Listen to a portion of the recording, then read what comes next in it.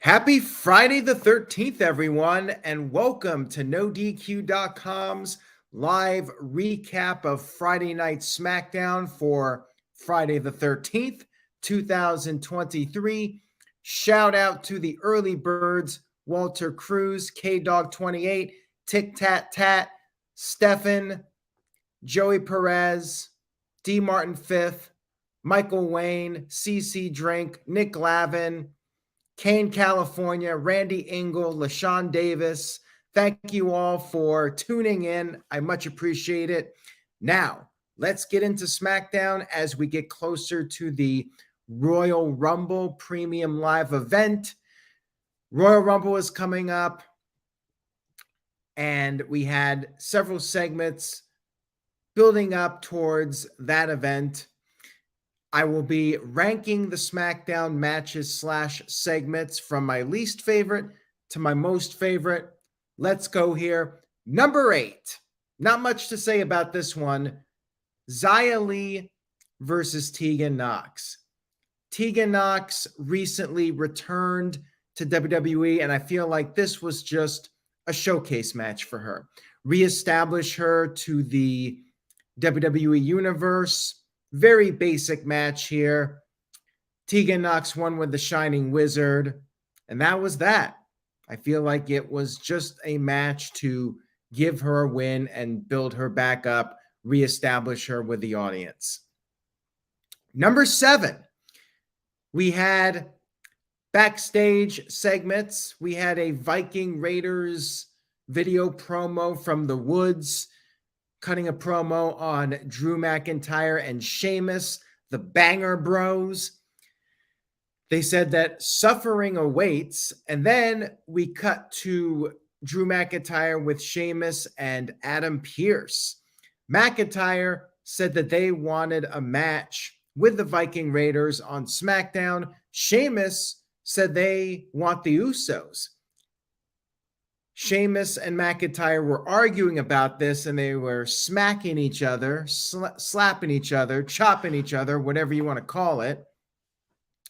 Adam Pearce said that there would be a tag team tournament to determine the next challengers for the Usos, other than Judgment Day. They got a title opportunity coming up, and next week it will be the Viking Raiders versus the Banger Bros. The Banger Bros will get their chance for revenge on the Raiders next week. And that's why it's number 6, because this was more or less a segment to build up next week, which is fine, but it was what it was.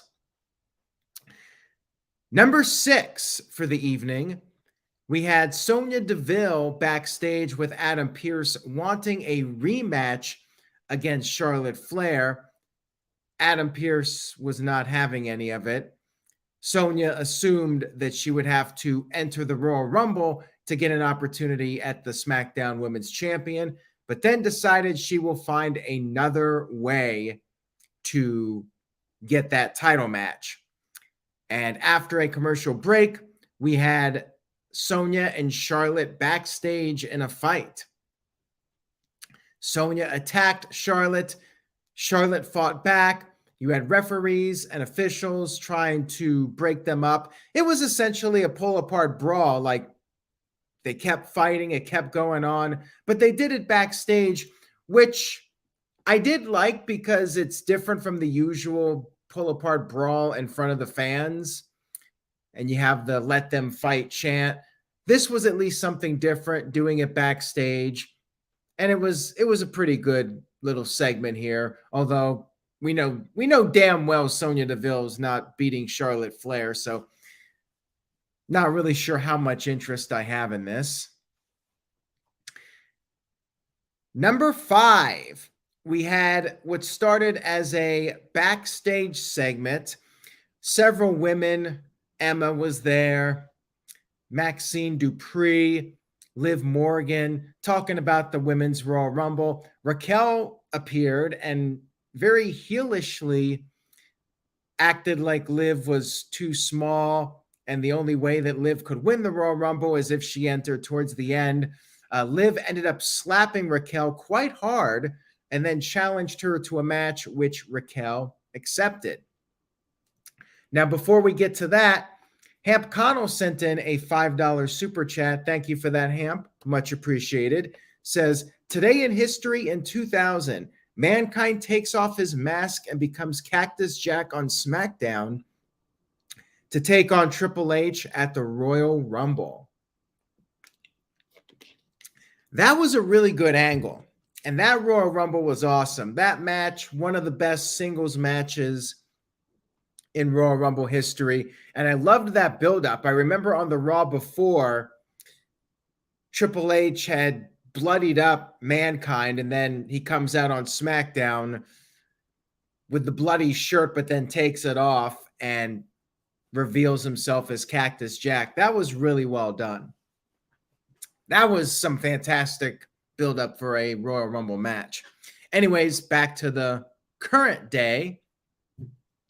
We had Raquel versus Liv Morgan. Raquel was showing off her power, dumped Liv over the top rope, and then Liv tried to dump Raquel over the top rope, could not do it, but then Liv got all hyped up. She snapped, and that gave her the power to send Raquel over the top rope. She clotheslined her over, and Liv was totally in the zone like Ken Shamrock back in the day. She pulled out a table and placed Raquel on the table, climbed up to the top rope, but Raquel was able to roll back into the ring. Liv jumped off the top. Raquel caught her and then hit the power bomb to get the win. So basically, Liv got a bit too carried away, and it ended up costing her the match. This was fine. I mean, nobody believes Liv Morgan's winning the Rumble. I mean, I don't really think anybody thinks Raquel is winning either, but you got to try to build up some contenders for the Rumble. I feel like there's still only a few credible possibilities for that match. Number 4 segment of the evening, Bray Wyatt coming to the ring for a promo. He had his long entrance, which is cool, but it goes on for a bit. We had footage shown of Uncle Howdy taking him out. Now, the theme of this promo was shades of the old Bray Wyatt, the original Bray Wyatt. The rocking chair was in the ring. He sat there. He said, "We're here." He said, "Revel in what you are." He said he's a color red in a world of black and white. He called himself the Eater of Worlds. And he said that he is Uncle Howdy. He is Bray Wyatt. And the Rumble will be his true rebirth. And he said, when the lights go out, LA Knight should run. It was a good promo. I like the throwback to the old Bray Wyatt with the catchphrases and the rocking chair. Good stuff here. No real complaints, other than the entrance just goes on for a bit. It's only a 2-hour show. We had Rey Mysterio in the number 3 segment for this week.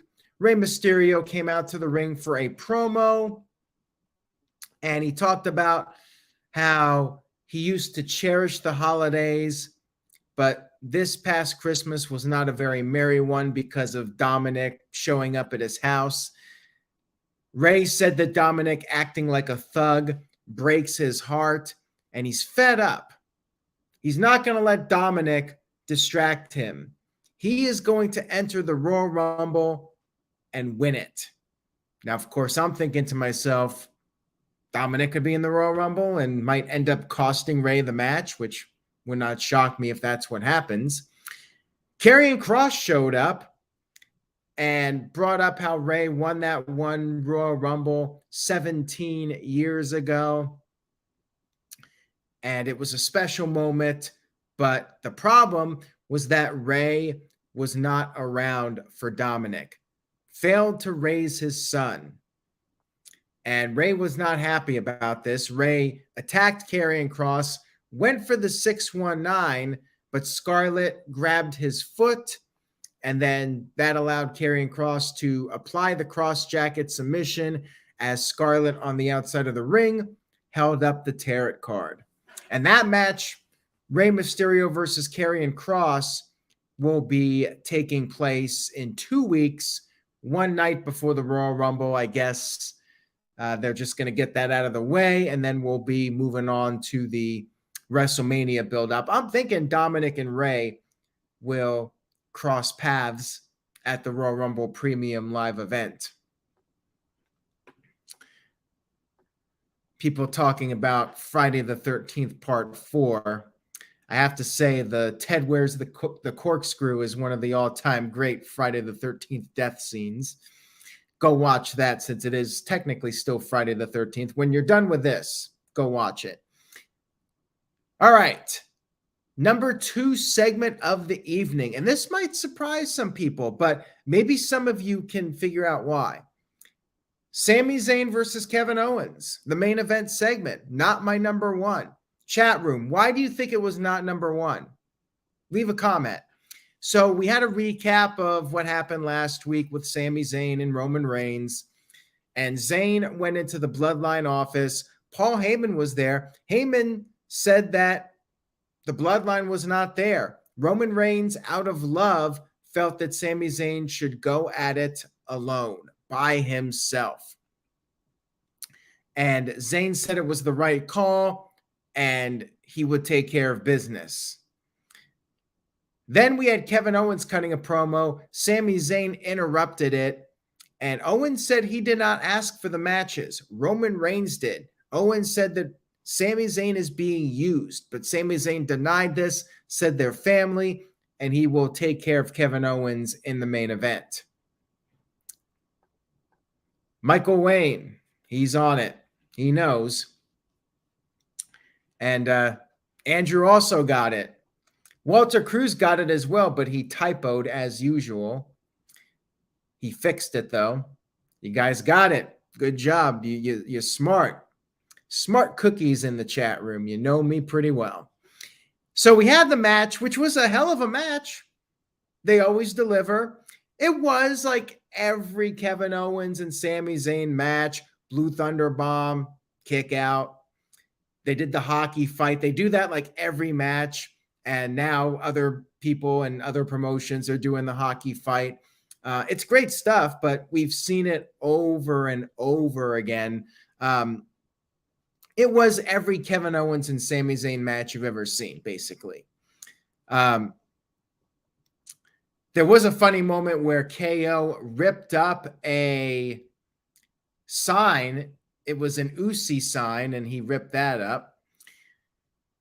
And it was a pretty lengthy match. And it even got to the point where the crowd chanted, "This is awesome," which we don't get too much. And I agree with Brendan's comment here. I mean, it is building up to the future, but I've said it many times before. I'm not a fan of a long match where they're getting you invested in the near falls and everything, and then you just end it in a DQ. I never liked that. I always felt like if you're going to do a cheap DQ finish, then make it a short match. Let it go 3-4 minutes.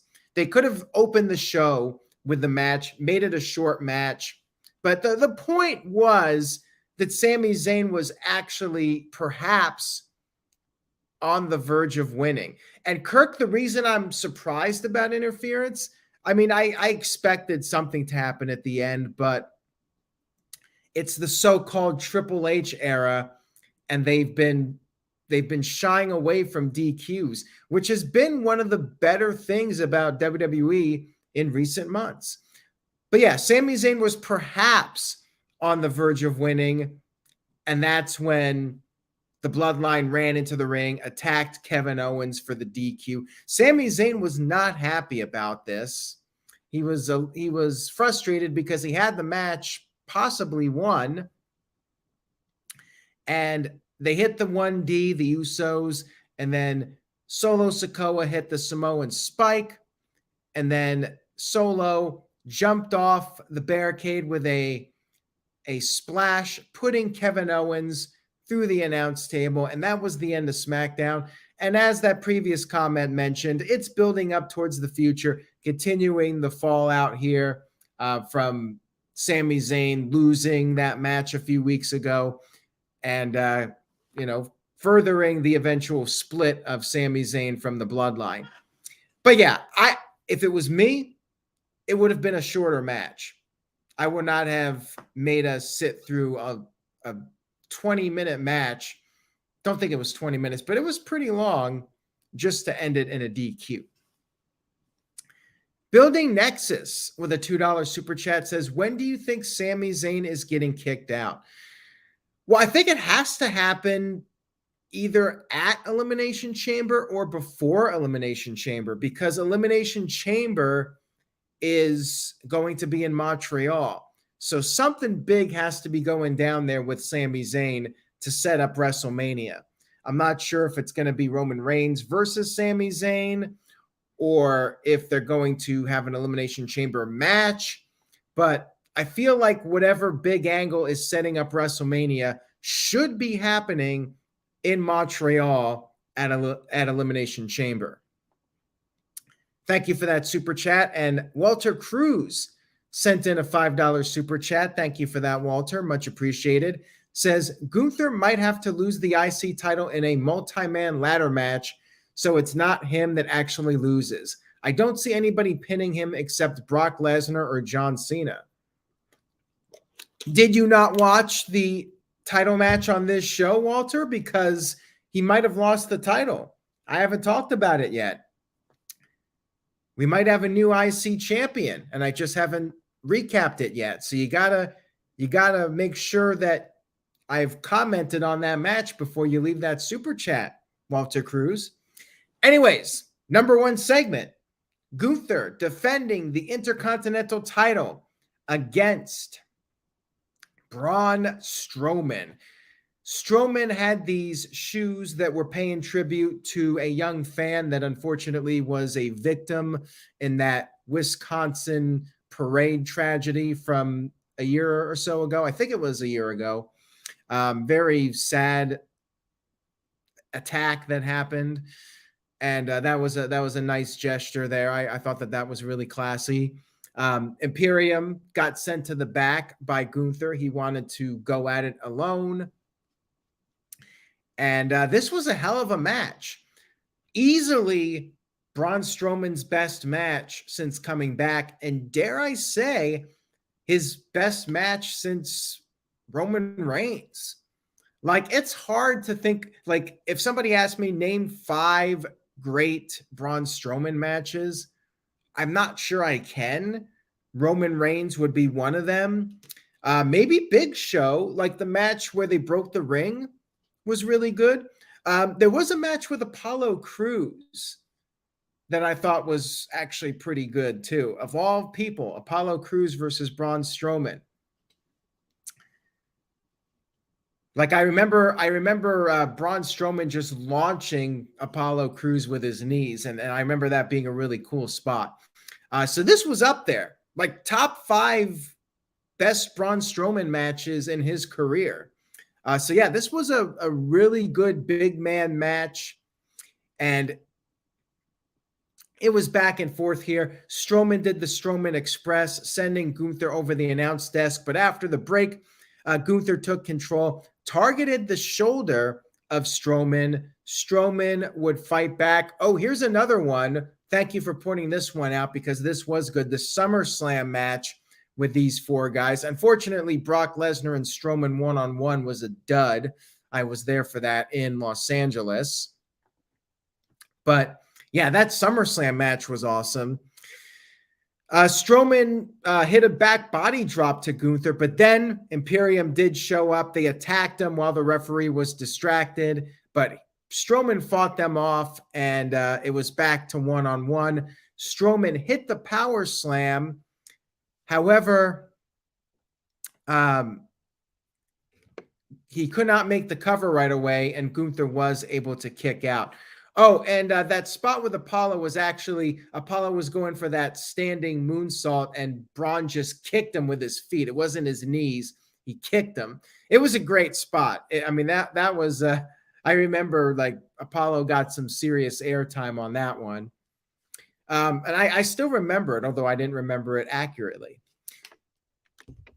So back to the match here. They traded some chops, and Strowman hit a spine buster. Gunther kicked out again. Strowman was getting in a lot of offense at this point, which is a sign typically that he's about to lose.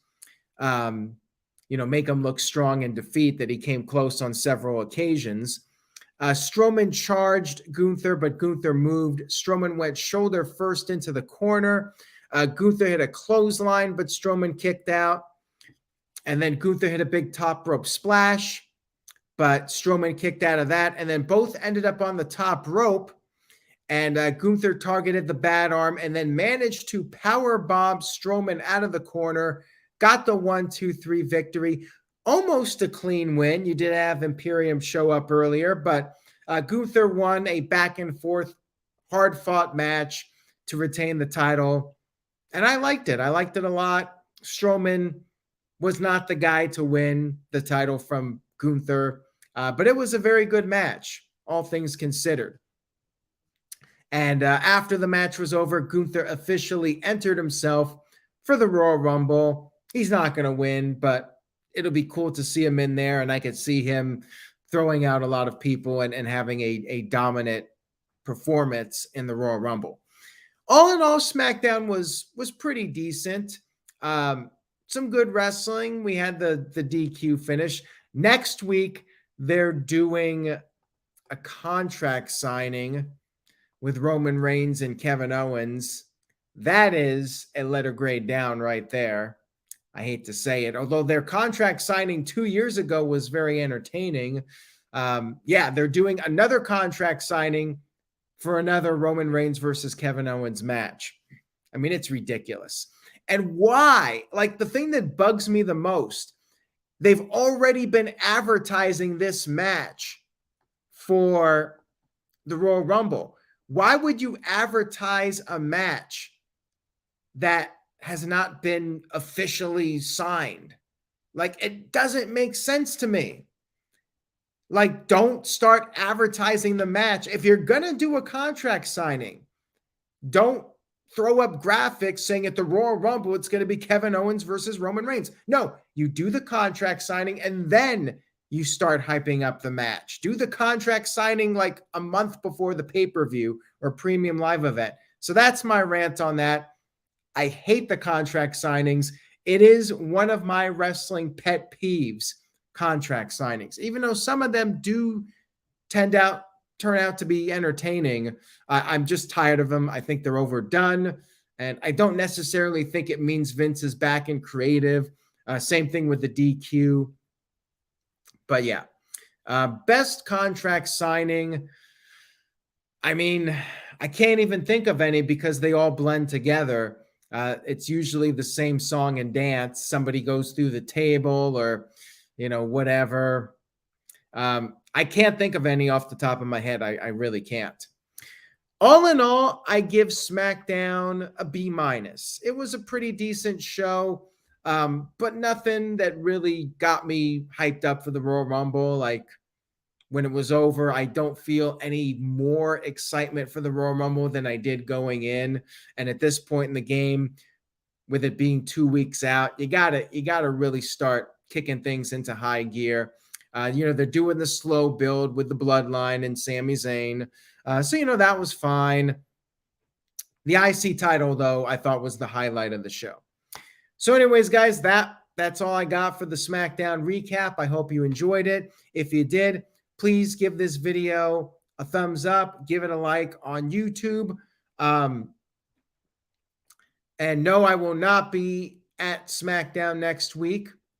But KDog28, I would appreciate any notes from the show. So feel free to email me, nodqmisc@gmail.com. I thought about going to SmackDown, but I sure as hell ain't going for a contract signing. That's for damn sure. So I will be staying home for that one. Take care, guys. Have a great weekend. Stay tuned for the No DQ review coming up Sunday at 8 p.m. Eastern, 5 p.m. Pacific. Say yes to NoDQ.com. And wait a minute, one last super chat here. Almost missed it. Gomer Kyle, happy Friday the 13th. Love those movies. As you guys know, I got the shirts. Friday the 13th Part 3 might be my favorite of them all, but I do like Jason Takes Manhattan. I like the New Blood. I mean, I like them all. I think all of them, all of the Paramount Friday the 13th. I hate Jason Goes to Hell. I did not like Jason X. I did like Freddy versus Jason, but I have a special place in my heart for those old school Paramount 80s Friday the 13th movies. Take care, everybody. Have a great night, and I will see you all next time.